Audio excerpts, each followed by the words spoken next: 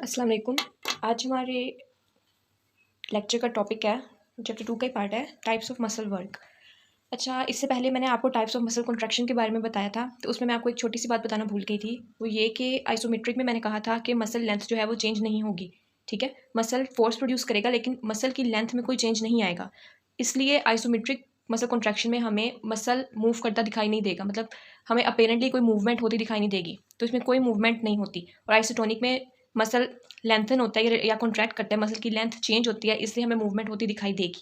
ठीक है, तो इसमें नो मूवमेंट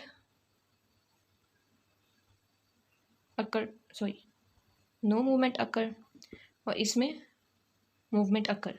ये एक पॉइंट रह गया था। तो आज जो हमारा टॉपिक है वो है टाइप्स ऑफ मसल वर्क।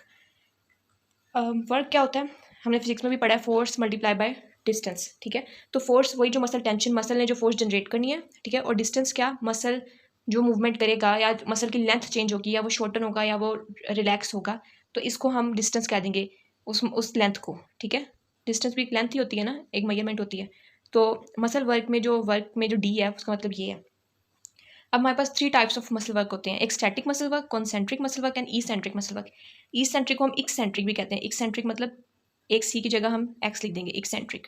ठीक है, और कॉन्सेंट्रिक को हम कोसेंट्रिक भी कुछ जगह पे कह देते हैं। अब हम बारी बारी देखते हैं कि इनकी डिटेल देखते हैं होता क्या है।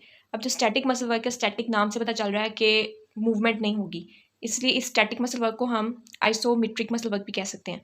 इसमें स्टैटिक में आइसोमेट्रिक मसल कॉन्ट्रैक्शन होगी, मतलब मसल फोर्स प्रोड्यूस करेगा, फोर्स प्रोड्यूस होगी, लेकिन मसल की लेंथ में कोई चेंज नहीं आ रहा, तो डी क्या हो गया, जीरो हो गया। ठीक है, लेंथ कोई चेंज नहीं हुई तो डी जीरो हो गया। ठीक है, तो अगर work is equals to F D है, एफ तो फोर्स तो प्रोड्यूस हो रही है लेकिन डी जीरो है, तो टोटल क्या हो जाएगा, वर्क आउटपुट क्या होगा, मसल वर्क जीरो हो जाएगा। ठीक है, तो स्टैटिक मसल वर्क में यही होता है। इसमें आइसोमेट्रिक मसल कॉन्ट्रैक्शन होगी, मूवमेंट नहीं होगी क्योंकि आइसोमेट्रिक मसल कॉन्ट्रैक्शन हो रही है। और वर्क मैंने आपको बता दिया कैसे जीरो होगा, क्योंकि मूवमेंट नहीं हो रही, मेजरमेंट लेंथ में कोई चेंज नहीं आ रहा, तो जीरो वर्क हो गया।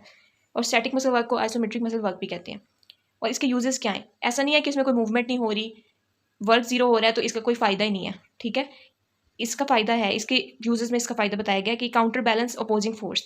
अब जब इंसान खड़ा होता है, स्ट्रेट खड़ा है, तो हमें लग रहा होता है कि हमारे मसल्स कोई काम नहीं कर रहे, लेकिन हमारे ऊपर एक फोर्स ऑफ ग्रेविटी है जो कॉन्स्टेंटली एक्ट कर रही है और हमें अपनी तरफ towards the centre of earth खींचने की कोशिश कर रही है। तो उसको अपोज करने के लिए और हमें सीधा खड़ा रखने के लिए स्टैटिक मसल वर्क हो रहा होता है। हमारे काफ मसल्स जो हैं, जो हमारे लेग के मसल्स हैं, वो आइसोमेट्रिक मसल कॉन्ट्रैक्शन कर रहे होते हैं, स्टैटिक मसल वर्क कर रहे होते हैं, ताकि हम अपोजिंग फोर्स जो ग्रेविटी है, फोर्स ऑफ ग्रेविटी, उसको बैलेंस कर सकें, उसको अपोज कर सकें। ठीक है, ऑपोजिट साइड वो ग्रेविटी जो है वो डाउनवर्ड ऐड कर रही होती है, हमारे जो काफ मसल्स है वो अपवर्ड ऐड कर रहे होते हैं, तो दोनों फोर्सेस इक्वल होती है, अपोज हो जाती है, और हमारे पास बैलेंस आ जाता है, मतलब मूवमेंट नहीं होती लेकिन एक स्टेट ऑफ बैलेंस आ जाती है। और दूसरा इसका यूज़ क्या है कि स्टेबिलिटी को मेंटेन करने के लिए यूज़ होता है। स्टेबिलिटी भी वही बात होगी कि हम स्टेबल खड़े रहते हैं ज़मीन पे, वो कैसे खड़े रहते हैं, स्टैटिक मसल वर्क की वजह से। सेकंड जो हमारे पास मसल वर्क है वो है concentric concentric muscle work. Concentric muscle work का मतलब है टूवर्ड्स सेंटर। इसको समझाने के लिए मैंने आपके पास एक आर्म और एक फोरआर्म बनाई है, और यहाँ पे मैं अपना वही एक बाइसेप मसल बना दूंगी, जैसे मुझे बनाना आता है वैसा। अच्छा, ये हमारे पास बाइसेप्स मसल वर्क है, मतलब बाइसेप्स मसल है। अब अगर मैंने अपनी फोर आर्म को फ्लेक्स करवाना है तो ये बाइसेप्स कॉन्ट्रैक्ट करेगा, और इसका एक ये अटैचमेंट है बाइसेप्स की और एक ये अटैचमेंट है, और ये बाइसेप्स ऊपर की तरफ फोर्स लगाएगा इस तरफ। तो ये अटैचमेंट और ये अटैचमेंट, ये दोनों दे विल कम क्लोजर, एक दूसरे के करीब आएंगी।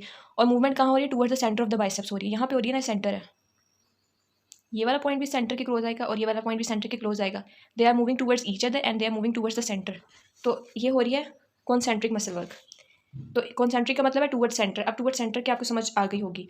अब इसमें होता है आइसोटोनिक कॉन्ट्रैक्शन, मतलब मसल फोर्स तो जनरेट कर रहा है, मसल टेंशन प्रोड्यूस हो रही है, और साथ साथ हमें एक मूवमेंट होती भी नजर आ रही है, फोन आर्म मूव करती हुई ऊपर को नजर आएगी, तो इसलिए इसमें आइसोटोनिक कॉन्ट्रैक्शन होगी। फिर मसल शॉर्टनिंग अकर, भी मैंने आपको बताया, जब दोनों अटैच पॉइंट ऑफ अटैचमेंट्स एक दूसरे की तरफ मूव करेंगे तो मसल जो है मसल है वो शॉर्टन हो जाएगा, तो इसमें मसल शॉर्टनिंग होगी। मूवमेंट भी प्रोड्यूस होती है, हमें नजर आ रही है। Movement is in the direction of muscle pull. अब मसल पुल क्या होता है, पुल का मतलब है कि किसी चीज़ को अपनी तरफ खींचना। तो ये जो मसल है ये अपने इस पॉइंट ऑफ अटैचमेंट को अपनी तरफ खींच रहा है, ये तो नहीं था कि उस तरफ अपोजिट तरफ खींच रहा है, नहीं, ये अपनी तरफ खींच रहा है, तो इसे मसल पुल कहते हैं। और मूवमेंट भी उसी तरफ हो रही है, टूवर्ड्स जिस तरफ मसल अपने इस पॉइंट ऑफ अटैचमेंट को खींच रहा है उसी तरफ भी फोर आर्म भी मूव कर रही है। तो मूवमेंट कहाँ हो रही है, movement is in the direction of muscle pull. और लास्ट पॉइंट इसका, two attachments of muscle are drawn closer. तो ये भी मैंने आपको बता दिया कि मसल की ये एक अटैचमेंट थी और एक ये अटैचमेंट थी, ये दोनों एक दूसरे के करीब आ रही हैं। तो ये सारी इसकी कैरेक्टरिस्टिक्स हो गई कॉन्सेंट्रिक मसल वर्क की। लास्ट में हमारे पास है इसेंट्रिक मसल वर्क। इसेंट्रिक का मतलब है फ्रॉम द सेंटर, मतलब कि मूवमेंट जो है वो अवे फ्रॉम द सेंटर होगी। एक तो इसमें भी आइसोटोनिक कॉन्ट्रैक्शन होगी, मतलब मसल फोर्स भी जनरेट करेगा और मूवमेंट भी होगी। मसल लेंथनिंग अक्कर, उसमें मसल कॉन्ट्रैक्शन हो रही थी, शॉर्टनिंग हो रही थी, इसमें मसल लेंथन होगा, मूवमेंट भी होगी and movement is away from the muscle pull. ये मैं आपको बात समझाती हूँ। दोबारा एक बार इसको बना लेते हैं। ये हमारे पास हो गया बाइसेप्स मसल। अब एक ये पॉइंट ऑफ अटैचमेंट है, एक पॉइंट ऑफ अटैचमेंट ये सेंटर है बाइसेप्स का। अब मैं चाह रही हूँ कि जो आर्म है, फोर आर्म है, ये एक्सटेंड हो जाए, मतलब इस तरफ मूव कर जाए, सीधी हो जाए, बिल्कुल यहाँ पर आ जाए।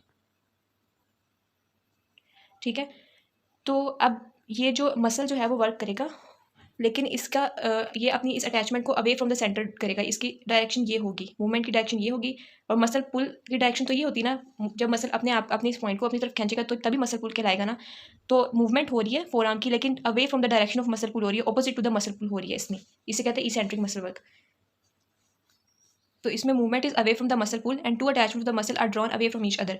अब ये अटैचमेंट और एक ये अटैचमेंट थी मसल की, तो जब मूवमेंट इस तरफ होगी तो मसल जो है वो लेंथन हो जाएगा। पहले अगर ऐसे था तो ये अब लेंथन हो जाएगा, पतला हो जाएगा और लेंथन हो जाएगा।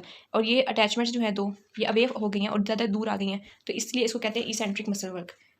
और ये टॉपिक इंपॉर्टेंट है, ऐसी क्यों पॉइंट ऑफ व्यू से भी इंपॉर्टेंट है। इसमें कंपैरिजन भी करने को आ सकता है स्टैटिक कॉन्सेंट्रिक और इसेंट्रिक मसल वर्क का, या सिर्फ इसेंट्रिक और कॉन्सेंट्रिक का डिफरेंस भी पूछ सकते हैं, और एमसीक्यूज भी इसमें से बहुत सारे बन सकते हैं।